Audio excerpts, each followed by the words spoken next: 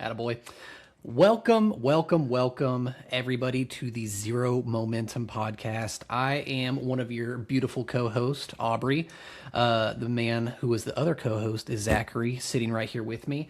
And if you hear a little bit of inflection in my voice, there is a reason for it. You are listening to a 30-year-old who just beat his two friends at a half marathon. A competition that we have been training for months now. Daddy went out and killed it, okay? And here's the thing.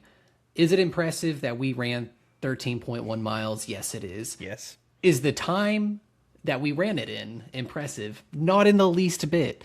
But you know what? I would rather come the third to last in the entire race as long as these two jagoffs are behind me, okay?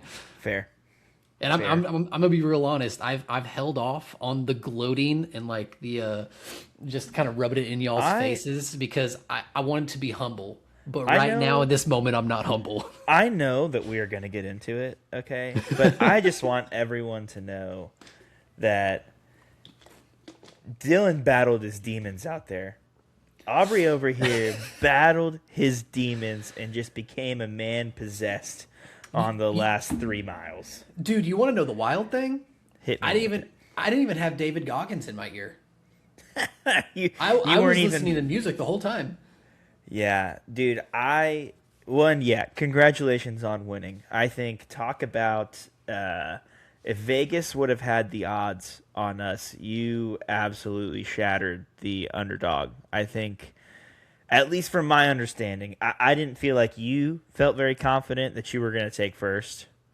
I did not. I don't think that I felt confident in you taking first. And then we'll get into it when we talk about how the half marathon went. But you said some things during the half marathon that had me pretty confident that you weren't going to take first. And I think last thing I will say before I kick it over to you, since you're champion, you're Mr. Numero Uno over there, so I'll let you rip it first, is I think you snatched some souls from mile 10 to mile 11. Because I kind of told myself when we were by the neighborhood market going down, I was right. There was a few times you stopped to walk, and I was like 5 feet behind you, and I was like, I'm just going to walk because Aubrey's walking, and I'll get to running afterwards. And, dude, I kept turning around once I passed you, and you were still just right there. And I was like, dude, I don't have much gas in the tank left to keep going. And I was like, I was hoping that by running basically from like mile 8.5 to like close to mile 10, that you and Colton would have been like, no, I can't. And dude, I stopped to walk, and like 20 seconds later, y'all were right next to me. I do think how it was really nice that at mile 10, all three of us were together. All three of us were together. We took a break. We chatted a little bit. I think that was kind of really like an awesome experience because like all three of us are in pain. All three of us just want it all to end. But like we kind of all wound up in the same clump, and it was really nice to have like to share that moment with you two. Yeah, I think the first, obviously I had some cramping issues at the end. Let it be known that is not why I took third place. I didn't take third place because I cramped. I was already in third place and going to take third place before I started cramping. But I think the first 10 miles for me were really fun because it started off like we just kind of rotated, right? Like you were in first for a little bit, then Colton was in first, I was in last, then I went to first, and then you were back in first, and then I was in first, and it was just kind of cool to see that like, hey, we all trained for this, and we're all obviously like not runners, so it was like kind of cool to just see the back and forth a little bit, like, hey, we're all kind of in this together, and like, hey, we're just like, I don't know, there's so many dynamics at play to put you ahead of someone else that it was a fun experience, but it was brutal. Yeah, I think I'd like to not like full story it, but kind of hit like the main touch points of like my experience with the run. I got some funny stories, and we'll just start off with that. So Zach came to pick me up in the morning. So we had to wake up. I think I woke up at 5. We all did. The race was supposed to start at 7. It got rain delayed until 8:30, which is it's fine. Honestly, I'm very thankful they delayed it. I was wanting to run into the rain just to get it over with, but thank God they delayed it because that would have been miserable. But I wake up, getting ready, doing my thing. I put my Band-Aids on my nipples just in case. You never know. Nobody wants bloody nipples. And then I'm like, man, I really need some Vaseline or like something to put on my downstairs and my nether regions because I would hate for those to start chafing, right? My thighs, my boys and everything.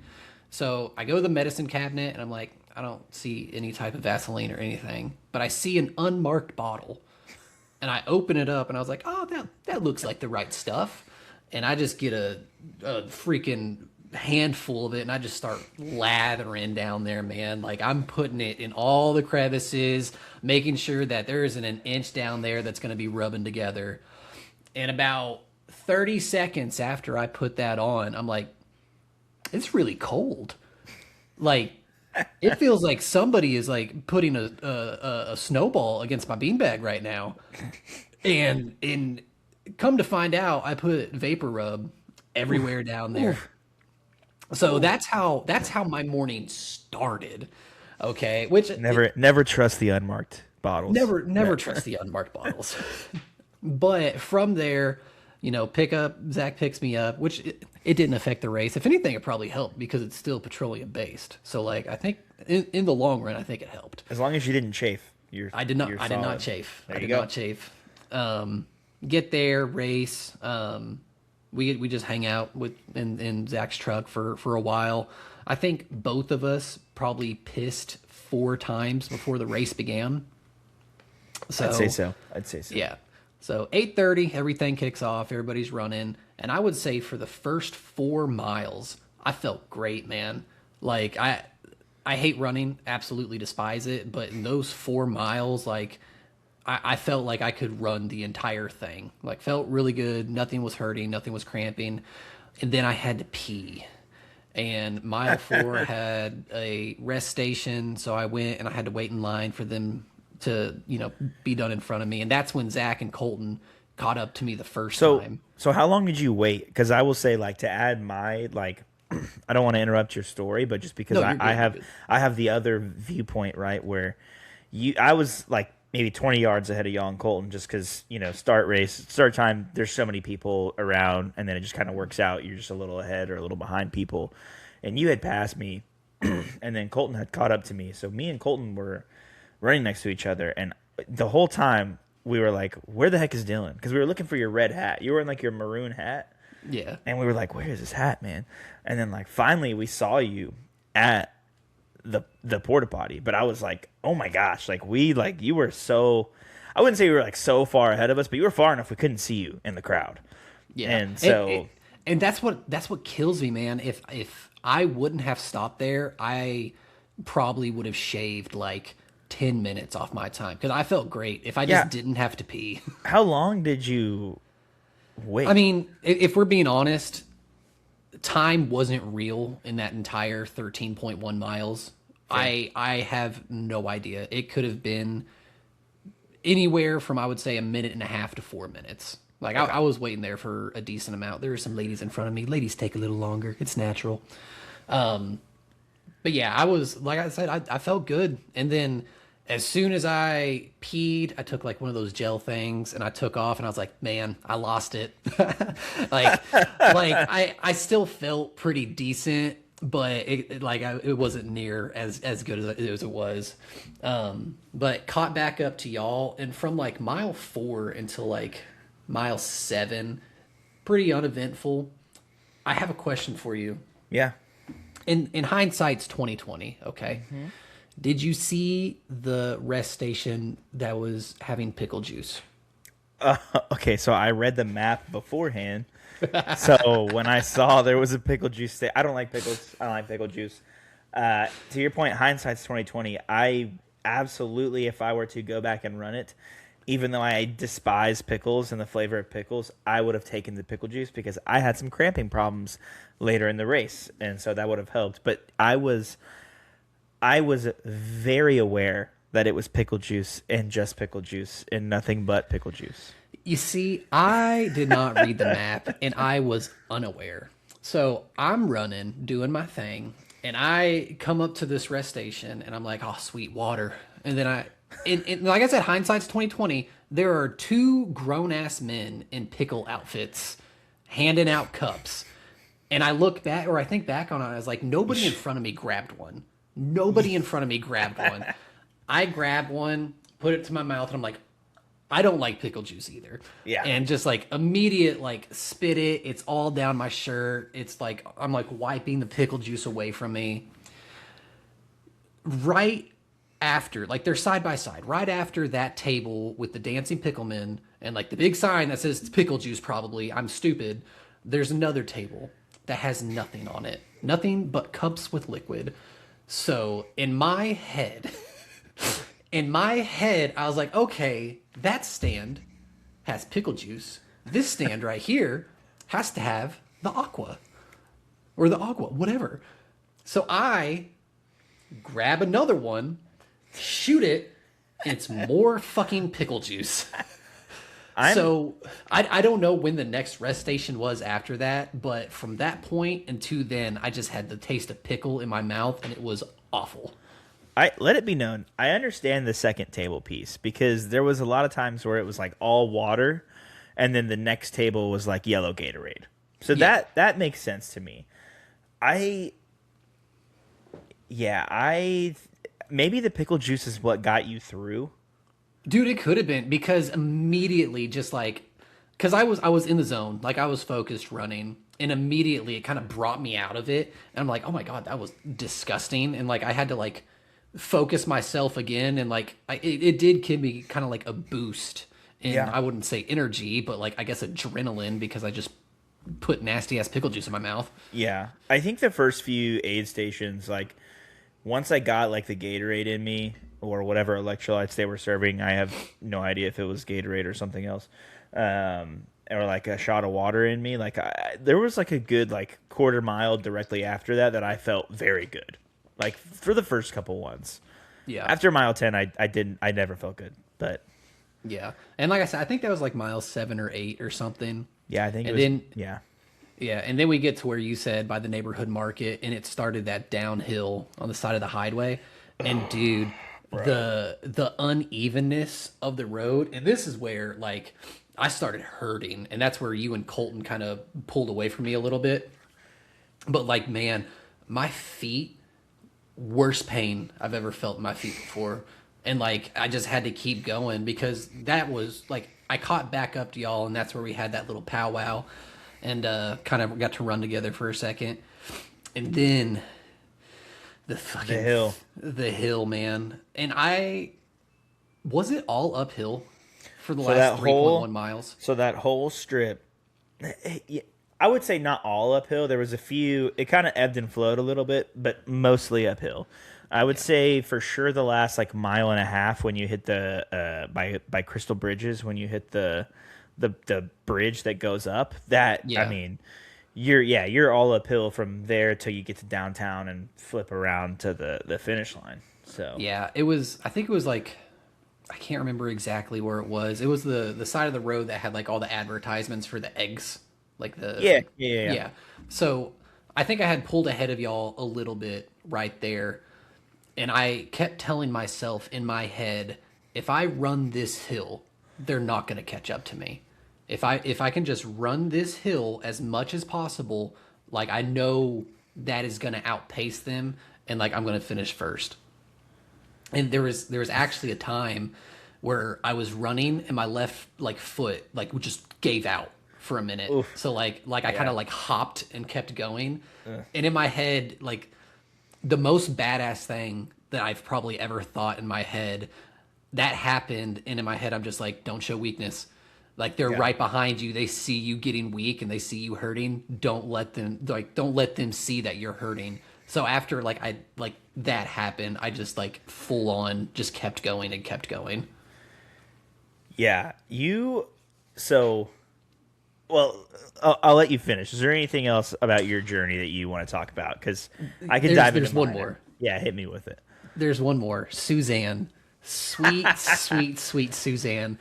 There was, God, what would you say? Late 50s, early 60s? Had to be. Had to be. Had to Let, have let been. me let me let me preface this video, this little clip right here. She beat me, Yeah, and she beat you. She and beat you handedly. and she beat Colton handedly. So, yeah, Yeah, sweet, sweet, sweet Suzanne. She was in front of me and Zach for fucking a while. Yeah. And there was one point me and Zach were together, and I just kind of nudged him, and I pointed ahead, and I was like, "Look at her! Like, what the hell are we doing out here? Like, this sweet, sweet old lady is kicking our asses at this half marathon right now." And it's funny because after that, her and I kind of pulled away, and I was keeping pace with her, which overall is pathetic, but you could tell like she's done this for a long time. yeah. And we got to, I think it was mile 9, no, not 9, like 12, like 11 and a half, 12. And it was after the big Crystal Bridges bridge, Brutal. the big one. And I ran and I ran, and like my foot gave out again. And sweet Suzanne was behind me, and she didn't have headphones on. And I just said, Jesus effing Christ. Like, not good. I shouldn't be saying that. And she said something to me, but I didn't hear it because I had headphones on. So I was like, oh, like I should watch my mouth now.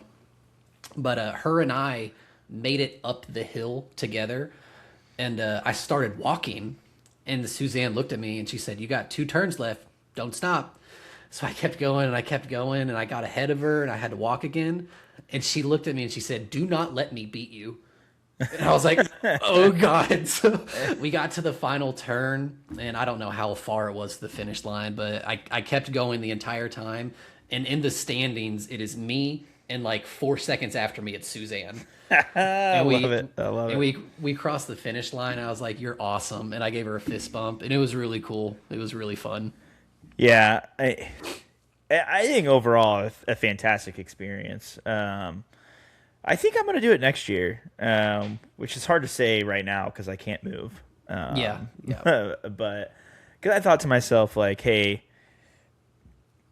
maybe had I brought my water bottle, had my own electrolytes with me. Minor adjustments. Yeah, like, I think, once again, I'm not saying I would have taken any better than last place by doing this, but hey, maybe I wouldn't have cramped up if I had my own water. There was a few times where I was like, hey, stopping for water is just like kind of throwing me off my cadence a little bit, throwing me off. And then there was a few times in between the water stations that I was like, hey, I'm kind of thirsty. Like, I wish I had some water. To be fair, like, me and Colton did not stop to pee. You did, and you still won. So mad props to you. Which y'all went and peed directly before, like the race, did. like at Yeah. at 8:20, 8:25. You guys took a piss, and I was like, I need to, but I think I'm good. And it turned out I was not good.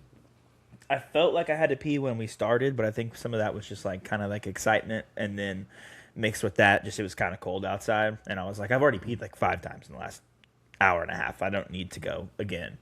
But yeah, I can go through my race day journey. Lay it on me. I'm very interested. I know. I think you will appreciate some of what I have to say because it's just vastly different from the experience you had, particularly at the end. So I personally feel like although everyone was disadvantaged by the late start time, that really like mentally threw me off. Because like you wake up, you have your breakfast you're going to have, you have your coffee, you have your electrolytes, you're ready to go. And then like I'm on my way to go pick you up, and I'm like 2 minutes from your house, and I get the text like, oh, hey, postponed an hour and a half. And I was like, oh, dang, like what am I going to do? So to your point, yeah, we both went to Walmart, used the restroom, and like we were leaving, and I don't know if you remember, but I was like, hey, like I'm going to go buy some food. Because like a whole hour and a half, like what I had for breakfast is no longer going to fuel me for the race. Yeah. So I got some fish. So just kind of like totally different breakfast, kind of like pre-race food than what I normally would have had. I don't know that it impact. I don't think mind you, caveat, I don't think it's impacted my time. I just like mentally it kind of threw me off a little bit. Within the first, it's funny that you cruised the first 4 miles because the first 2 miles I felt really good. By mile 3, I was like, oh, I like maybe today's not my day. Maybe we come out a little flat because I'm And, not. and sometimes like it happens like that early. Yeah, Like especially like in the 5K that we did, which I know that was back in December, but I got a mile into the race and I was like, oh fuck, dude, like I can't yeah. keep doing this, man. And that was back in December, but yeah, sometimes it just like kind of hits you out of nowhere, like, oh, my body doesn't feel right today. Yeah, luckily the foot wasn't hurting. My foot actually feels better today than it did before the race, which makes no sense. Maybe I jacked it up so much a second time that it fixed everything the first time. But yeah, I mean, me and Colton were genuinely like, here's what's funny. It's funny because you won, right? Because mile 3, Colton and I are like, where's Aubrey? Like, where's he at? We don't see him. I don't see the hat. And the whole time, Colton was like, dude, we're running like an 11:15 pace, which, once again, it's slow. Okay. But I would say, slow. huge sidebar from my experience on race day. 5 months ago, I was run walking a mile. Okay. And Yeah. yesterday, the Saturday before Easter, I don't know when this podcast will be posted, but the Saturday before Easter, I ran walk 13.1 miles. So I'm pretty happy with the 5-month span there. But we were running like an 11:15 pace. Not fast already, significantly faster than I thought I would run. And so I was like, oh, that's a little fast. I need to be running more like 12:15 pace. But because we were going so fast, we were like, oh, yeah, Aubrey's going to slow down. Like, there's no way he holds this pace. I'm genuinely convinced the only reason we caught up to you is because you stopped to take a pee.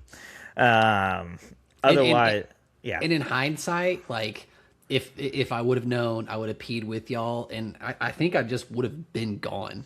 But Yeah. From that neighborhood market all the way to mile 10, like, dude, I was hurting. I think y'all would have caught up to me then.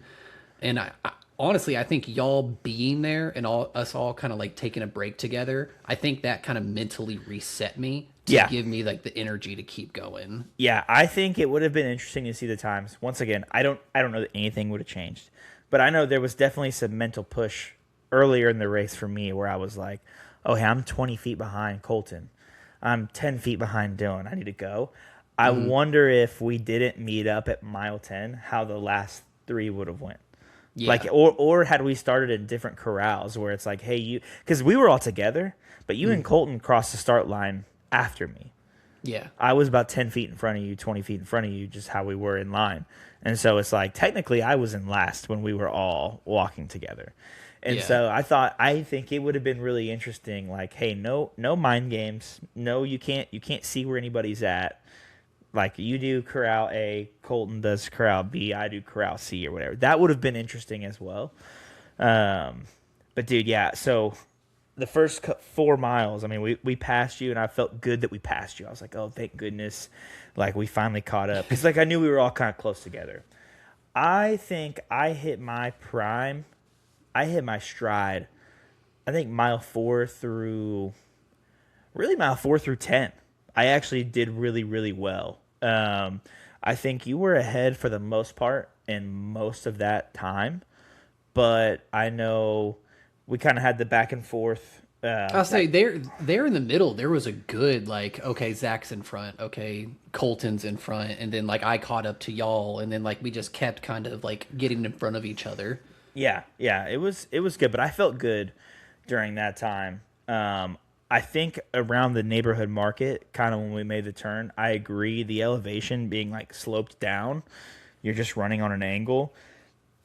That made me hurt. I was hurting. Dude, it was so painful. And It you was and I had awful. walked a little bit together at that point. I had walked a little with Colton at that point on the hill, and it just was brutal, man. But I think that was where I started to realize too, like, hey, like I'm running low on some energy. And so I needed some water, didn't have it, and was like, okay, I'm going to run. Cause right after we passed the neighborhood market, so that's probably like mile 9, like 9 through 10, I was like, okay, that's when I said, I'm going to run. And I just hope that you're in pain or Colton's in pain and like you just don't run with me. I got Dude, real worried. I got yeah. real worried. I'm not So gonna lie. so what's funny though is I stopped at mile 10 and like no joke, I was like I got to walk because I know the hill's coming and I've got like a mile and a half before the hill. I gotta run at least a mile of this, but I gotta walk a little bit. But I stopped, and then y'all like 20 seconds later stopped with me. So we were walking, like you said, for a good time, which was I think for me I think it was a really cool experience, right? It was fun. Like, hey, we're 70% of the way done with this half marathon, 80% of the way done. You know, is it the hardest race in the world? No, but hey, it's a huge accomplishment for us. Most people don't run half marathons, so and that was a cool experience. I will say I'll save that for after I'm done. So then we keep rolling, and dude, it's so funny hearing you say that you thought, oh, if I just run up this hill, man, they're not going to catch me. Because I already knew you were half a mile in front of us before we got to the hill. Because we couldn't see you anymore at all. And I was like, like, Aubrey's got to be, like, starting the hill. You know what I mean?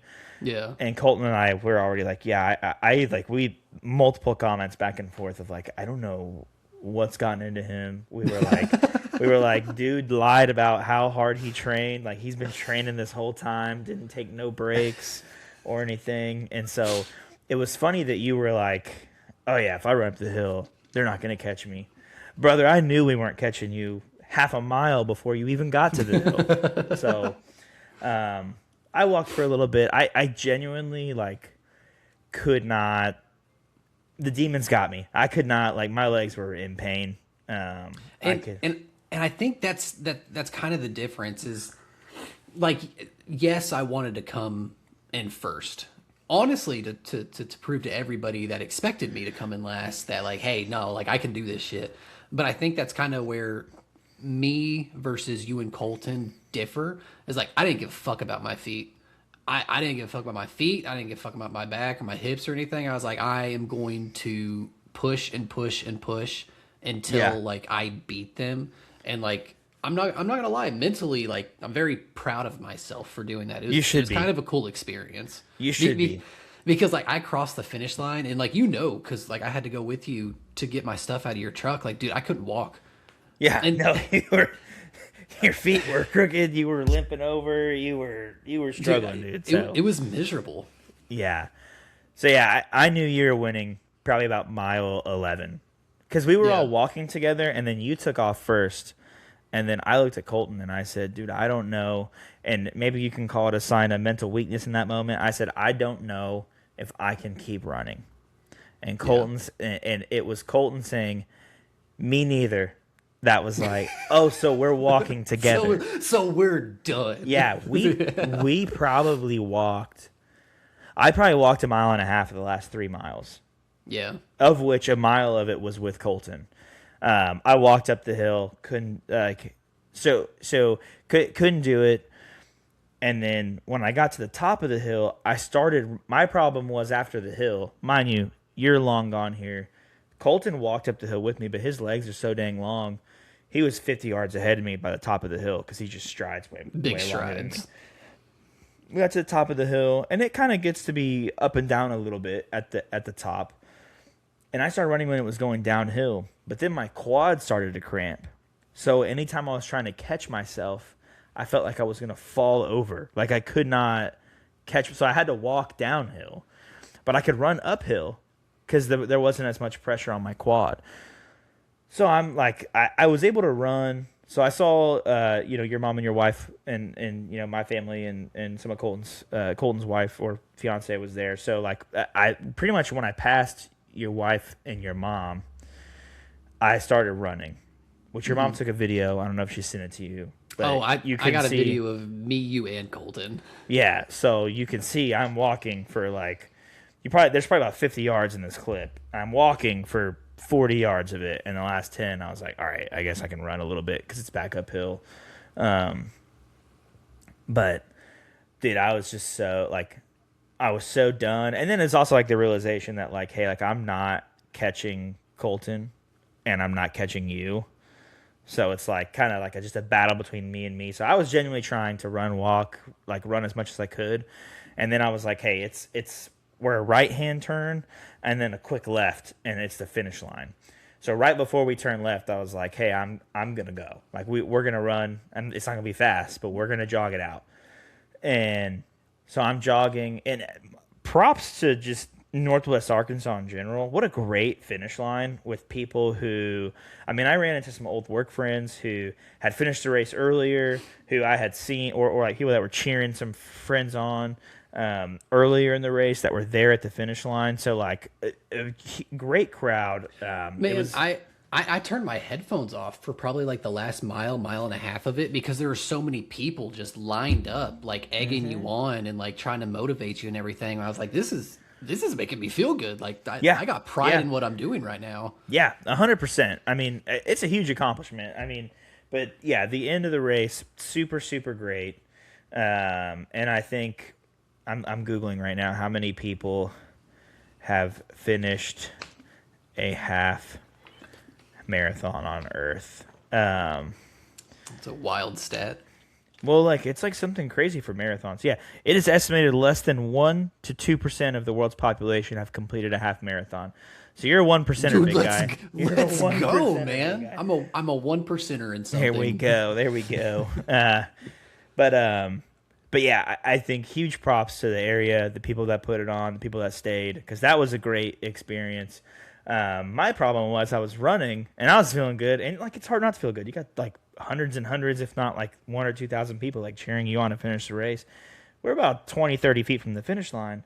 My left calf starts cramping real bad, and I was like, well, I can't like. You can't stop. Yeah, if I was walking around the corner, like sure I could walk a little slower and then like run. I'm like, no, the finish line's right here. Thank goodness. You know, one or two steps after, the calf was fine, but like I verbally like thought I heard someone say like, oh no.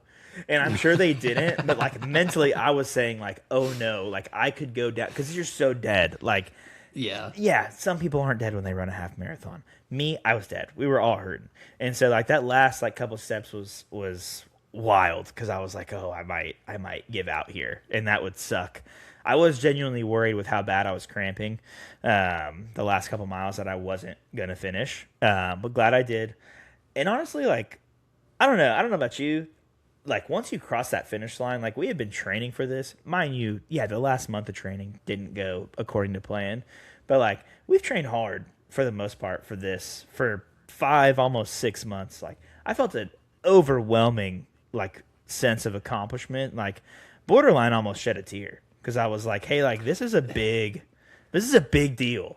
And we like, you know, when you train so much for something and so long and you like hype yourself up for it, like I was just happy I finished, but it was like a huge sense of accomplishment for me when we finished. I feel that wholeheartedly. And like don't get me wrong, like yes, I felt that exactly whenever I finished. I felt very, very close to crying at this point, but whenever I saw my wife, and I might cry now, when I saw my wife and my kids and mom like waiting down for me, and they were waiting at like the bottom of the last hill before like the end of the race. Yeah. And I saw them waiting for me, and they were cheering me on.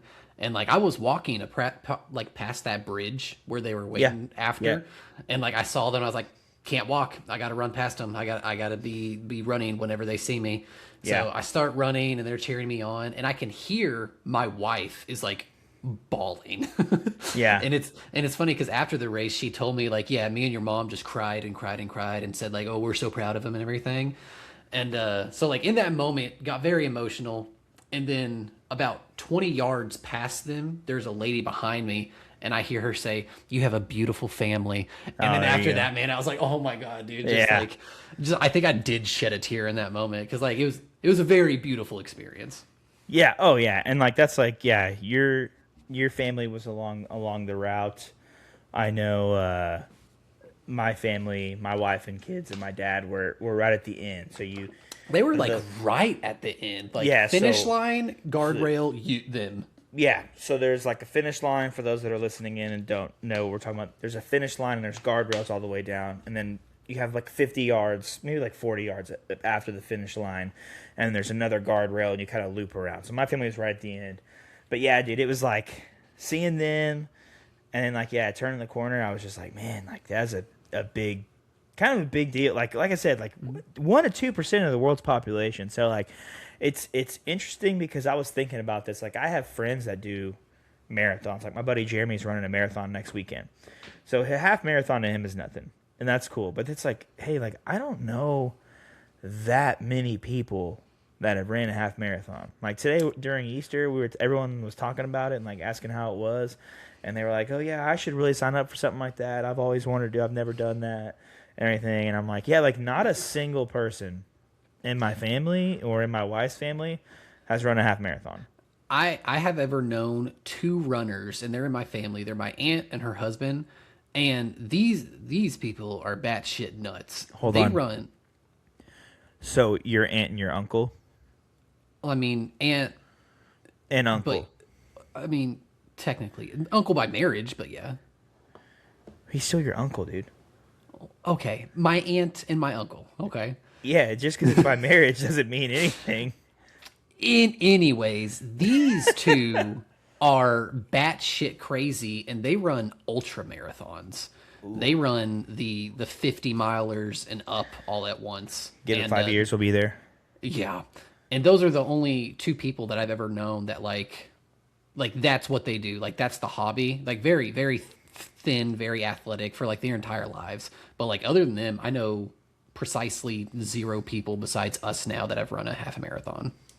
Yeah, I mean, it's kind of shocking how few people have, and so I think on paper it's easy. It's easy. You hear it, like you kind of hear half marathon, and you're like, oh yeah, that's a cool accomplishment, but like it's half a marathon, not a full marathon. Like you kind of like, and I kind of go both ways with it because it is an enormous accomplishment for us, but like I know there's people out there like I do that on a Tuesday. You know what I mean? Yeah, fair.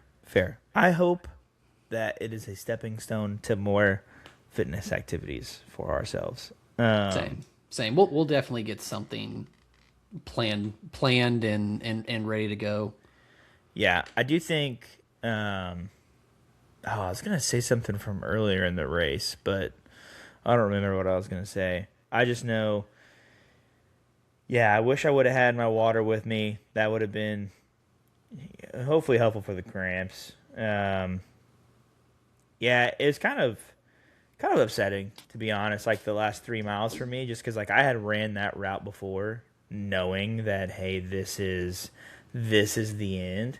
So to just physically be so shot and like be cramping there at the end, I was like, oh man, because I was going in to mile 10, I was like, hey, like this is where like this is home base for me. Like I run this loop every Saturday. Like I run up this hill. Yeah. But yeah, it didn't work out that way. I do think what I was gonna say was, yeah, dude, like I don't know.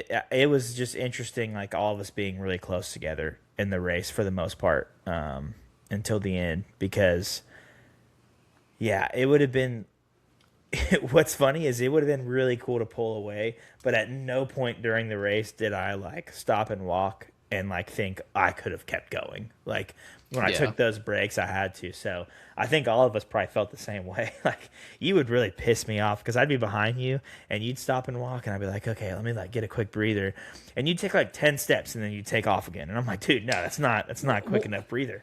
Well, in my head, and I think it's kind of like what you said whenever you started running the hills and you like walked that mile to mile and a half. In my head, I was like, if I walk further than this set point in my mind, I'm not going to keep running. So like I didn't want to take too long of a break and like give my body a chance to rest and feel better because I know mentally like I would have stopped. I do wonder from my own experience, had I not walked with Colton for dang near a mile, I think that bit you in the ass. I think that bit you in the ass because it lets your body relax and get not back to normal, but you really, really start feeling those aches and pains. And then once you just like go from walking to like especially up an incline, just walk or running up an incline. Like it's fucking tough. Yeah, it was a bad idea. But I was just to the point. So it happened to me in training a few times where you're just so gassed. So it was like I would run like 50 steps and then I would walk like 50 steps, and I was like, hey, do I keep doing this, or do I walk and rest and then keep going? And ultimately, I do think the rest came and bit me in the butt. But I think all of us could agree, if we would have had maybe an extra month to train, and the previous month, obviously injuries played a huge part. I know me and you both injured our feet, but like maybe had we had those a good 2 months at the end of training, I think we would have done significantly better. That's kind of why I'm excited for next year. Like, I don't know if you want I'm to do happy it. for you. I'm Yeah, happy for I was you. about to say, I don't know if you're gonna do it next year or not. I talked to my wife about it. Is like now that I've done this long, I might start doing 5Ks. You know, I might Yeah. start doing 5Ks, collect some medals or ribbons or whatever. And Have you looked at the medal we got?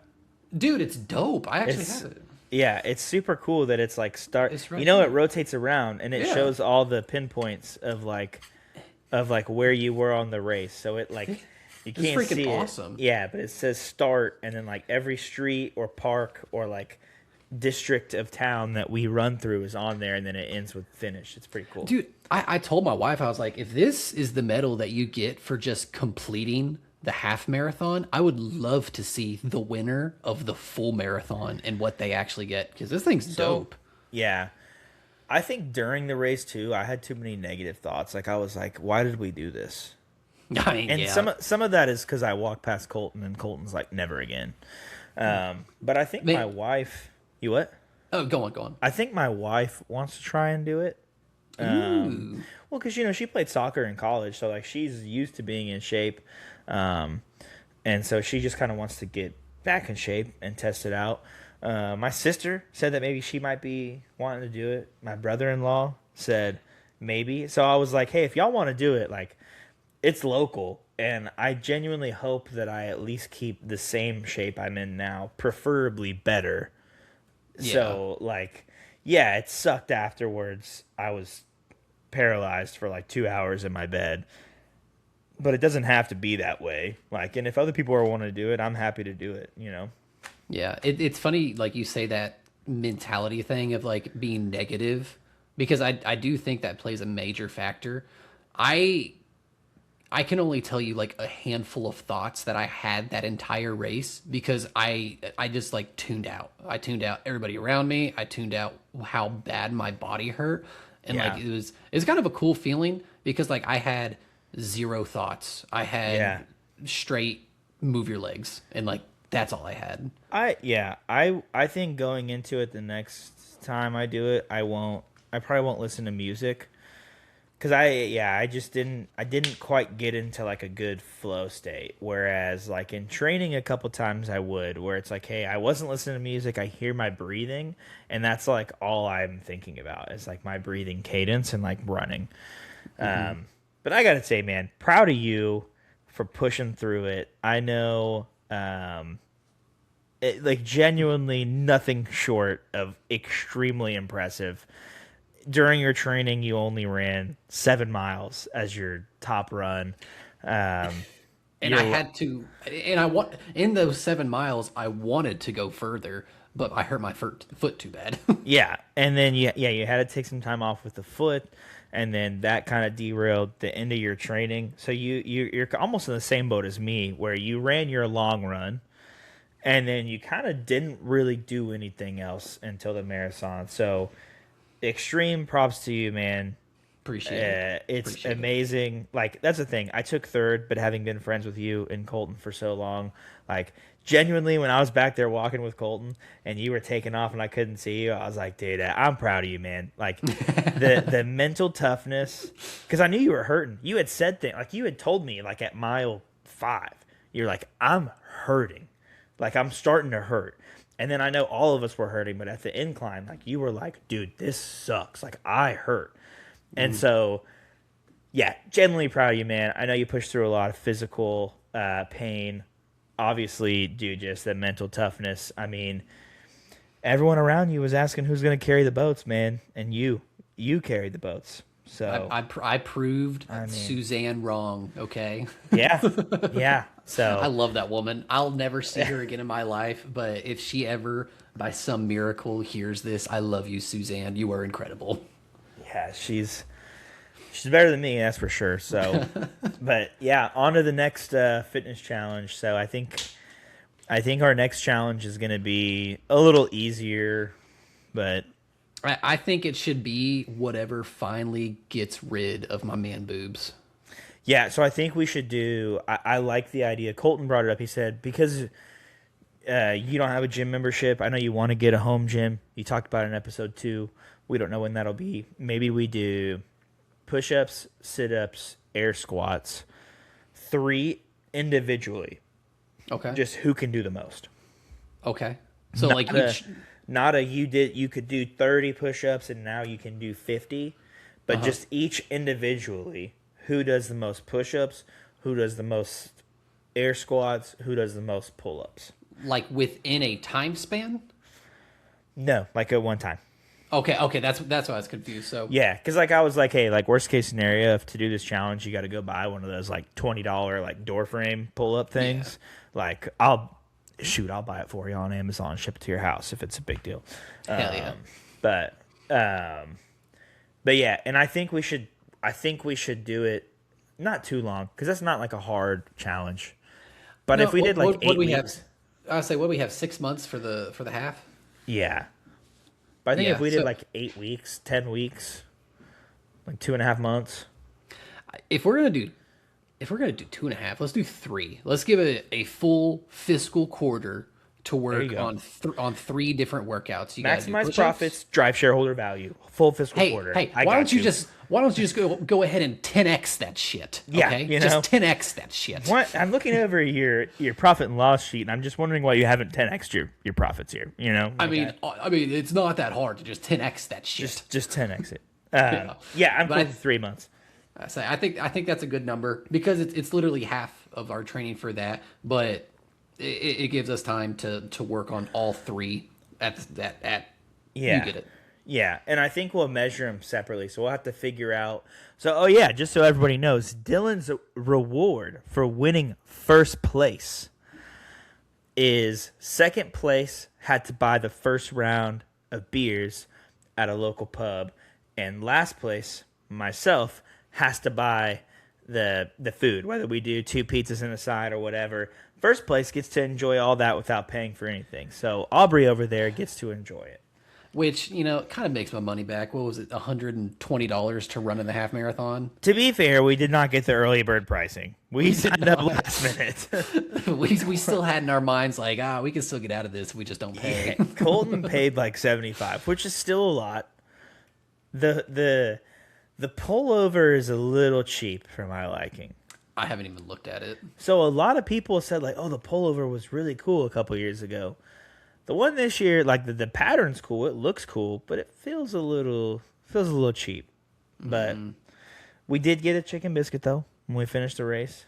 I didn't eat mine, but I was full enough to start eating it. I got 2 bites in. I was like, I can't. I'm gonna throw up. I chugged the chocolate milk because I was like, this will at least get me some calories. But I got home and took like 3 bites of the chicken biscuit, and I just gave the rest to my wife. I was like, no, I can't.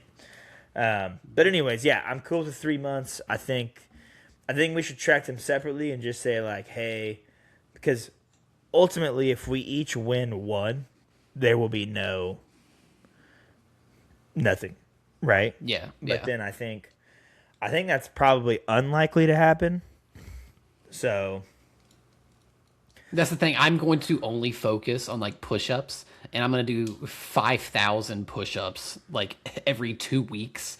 And I'm just going to get there, jacked up arms, and just bust them out so I can at least win 1. do your thing. So, but I think then there will be, if you lose 1, like if you like whoever doesn't win 1 has to, whether we do pizza and beer again, I don't know. But Which I think we keep it like pizza and beer.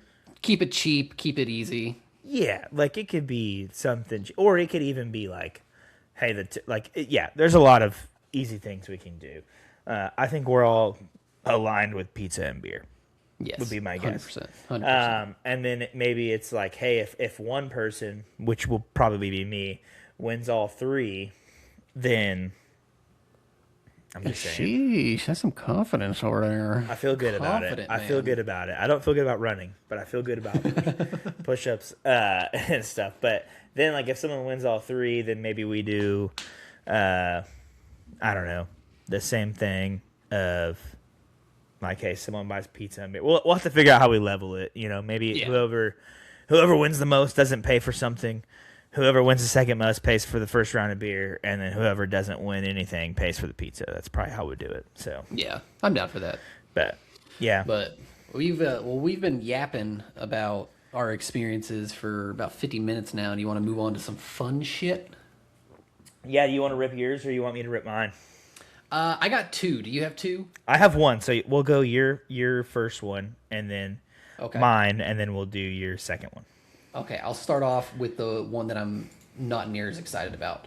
Well, that's lame. Now no one else is going to be excited about it. I'm just saying my second one, I like it. It's a tier list, okay? Fair. Okay. Okay. I love So me a good tier list. Yeah, so I'm a slut for a good tier list, bro. All right. I got some good one. Okay. So my question to you, similar to last episode, okay? You get $10 million cash in hand right now, but once a year at the same day, at the same time, Nope. you get plopped into a random part of the ocean, surface level, but completely random.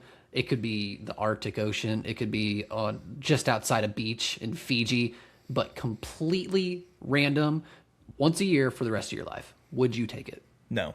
And hear me out. Here's why. That's crazy. That's wild. I'm so confident in our flow of this podcast that $10 million a year is nothing, bro. Okay. Is this the whole, like, would you take $10 million or 5 minutes with Drake? So, dude, 5 minutes with Drake, bro. Shut up. Shut up. Imagine how much you would learn. No, I take $10 million, bro. Iceman's coming, though, dog.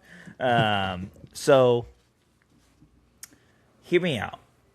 The thing is because it's random, the likelihood that you get plopped in the ocean to a point that is far enough away that you are physically incapable of swimming back. No, I forgot to add that. I'm so sorry. I forgot to add that. You are plopped in the ocean, surface level, but you stay there for 2 minutes, and then you get teleported back to where you came from. It'd be the longest 2 minutes of my life, but I'm taking the money, bro. That's it. I did forget to add that in. Yeah, So you get. I do think that actually opens it up even like the opposite, because I was kind of going like just the vastness of the ocean piece. There's more points in the ocean that you can get plopped for 2 minutes and not run into a single piece of life. 100%. At least not like a shark or a whale or like something scary. Yeah, the likelihood of that is so incredibly low. Yeah, let's just look up how many. Wait, pull that up, Jamie. Pull that up. Yeah, Jamie from the Joe Rogan Experience. Jamie, go ahead and pull that up. Let me just pull up some AI here. Okay, how many sharks are in the ocean? Oh, don't be doing math, Zach. Hold on. I failed college algebra twice. Okay. I passed it in high school. So it was much easier in high school too. Okay, there's actually there's a ton of sharks. Okay? Yeah, no shit. It's the ocean. There's over 1 billion. Was not expecting that. Okay, but hold on. How many square miles of the ocean is there? I should have said saltwater sharks. Is there such thing as a freshwater shark? Yes, there is. Dang it. How many saltwater sharks are there in the ocean? Well, I guess in my first one I said how many sharks are in the ocean. So we're just going to assume It's a billion. We're going to assume 1 billion. It said over a billion. Okay, there's 139.4. So we'll go 140 just for easy math. Okay, so 140 million divided by 1 billion.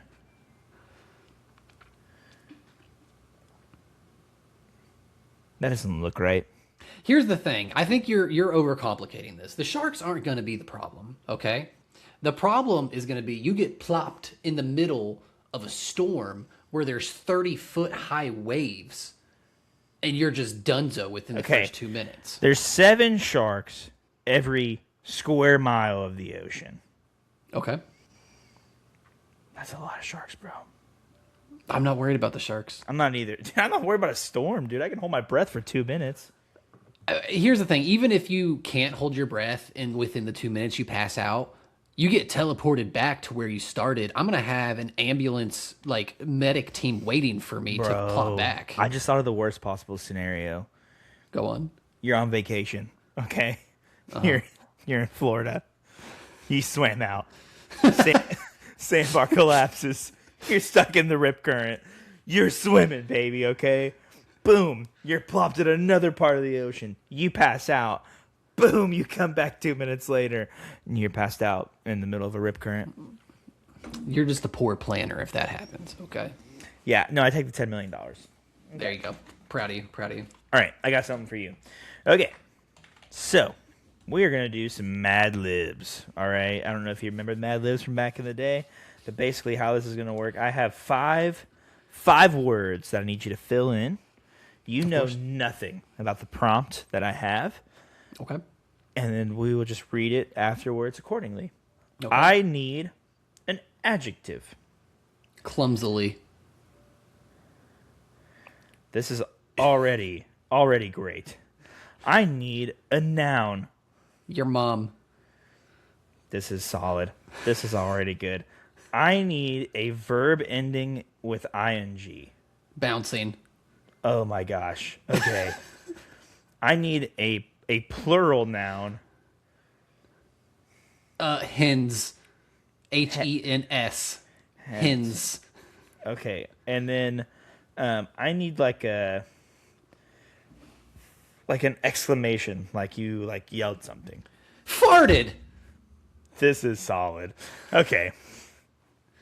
The title of this Mad Libs is called The Important Meeting. Okay. We'll see if it's actually funny. It was actually funny, like, when you were saying your words, but we'll see.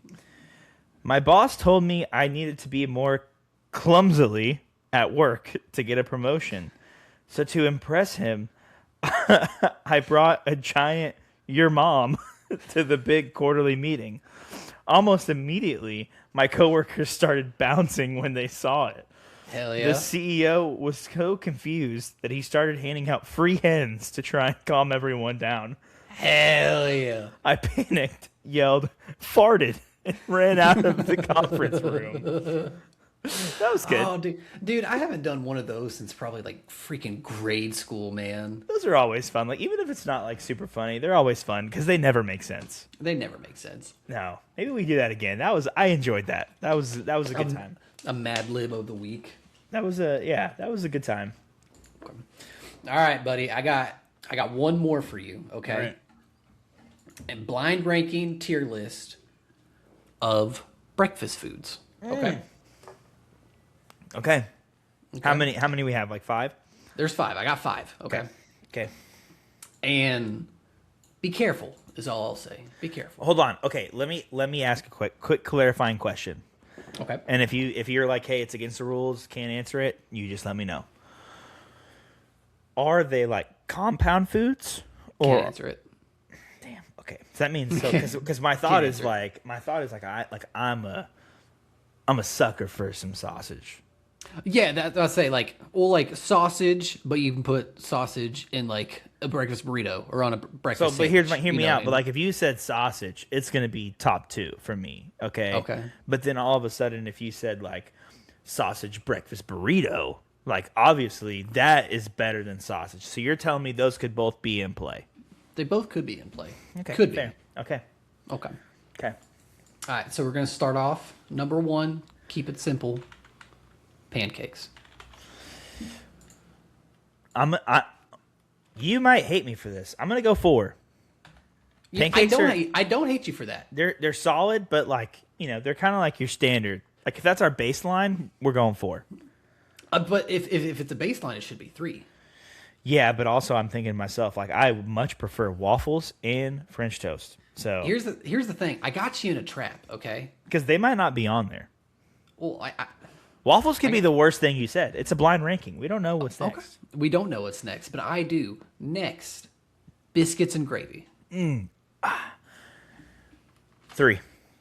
I'm gonna get roasted for this. Oh, dude. I'm gonna go 3. I'm not a big biscuit guy. I don't like biscuits.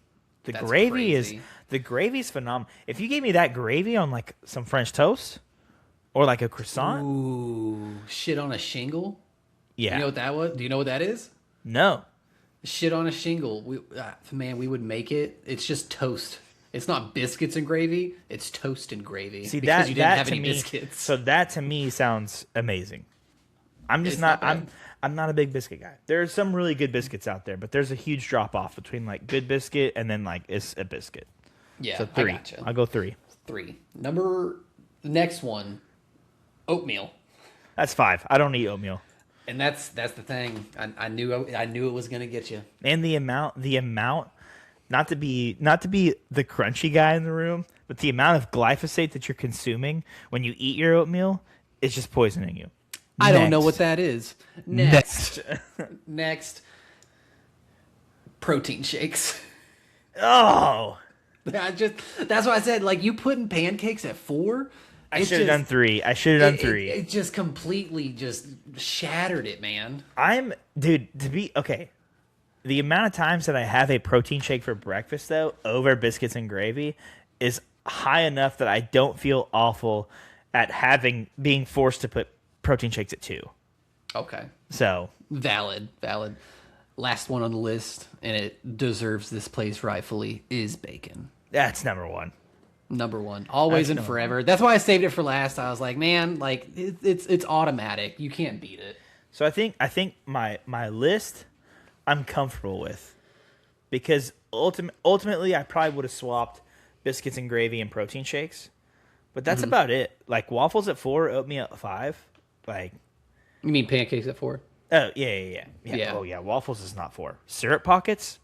Whoever created that, They're just like little cups for you to hold sugary goodness in. they are inviting me in to enjoy them even more. And dude, you put peanut butter on that shit, next level. Next level. 100%. 100. You put peanut butter and just like put a bunch of butter on it too, and then you put some syrup on it. Dude, my mom. Great story here. My mom growing up used to make me breakfast every morning, right? As every good mom does. If your mom's not making you breakfast, sorry about Get a you. new one. Get a new mom. one. Get a new one. Anyways, dude, it was either those microwavable buttermilk pancakes before school, like the little 3-packs that come in the plastic with just a ton of butter and syrup on it, or it was 2 frozen waffles, those Eggos, baby. You slap them in the toaster, bust them out, and it was just peanut butter and like a ton of butter. And back then, it was before I knew that like margarine is like super unhealthy for you, and no one knew that. So it was just a bunch of margarine butter, the good stuff, and a bunch of peanut butter, dude. Oh my gosh, that was great. Take me back. Take me back. Throws me back. I do remember actually saying "take me back." I do remember making ramen noodles at your house one time, and I thought if I smashed the bag, that it would just all smash in the bag. So I was like, "Oh, these are made to be beat on, bro." And I would just beat it, and then noodles went everywhere because the bag exploded. Just one solid, just fist to counter with ramen in between, and the bag just exploded. Sometimes I just don't know my own strength. Okay. Incredible Hulk it. Yeah. All right, boss. We quoting it up and wrapping this one up. Yes, sir. I believe it. All right. You got it this week. I got it this week. Let me pull it up for you. Okay. In typical fashion, although this podcast will not come out for another week, it is Easter Sunday. Okay. So I thought it would be good to share a little bit of the Bible with some of our listeners out here. Okay. Good choice. Good choice. So we're looking at Matthew 28, verses 5 through verse 7. Okay. Then the angel spoke to the women. "Do not be afraid," he said. "I know You are looking for Jesus, who was crucified. He isn't there. He is risen from the dead, just as he said would happen. Come see where his body was lying. And now go quickly and tell his disciples that he has risen from the dead, and he is going ahead of you to Galilee. You will see him there. Remember what I have told you. So I know we're not commenting on our quotes, but I hope everyone had a fantastic Easter. I know I did. I spent a lot of time with family. Aubrey, I don't know what you did today, but hopefully you had a good Easter as well. It was fantastic. Thank you for asking. Love it. Love it. All right, y'all. We'll catch you on the next one. Peace out. See ya.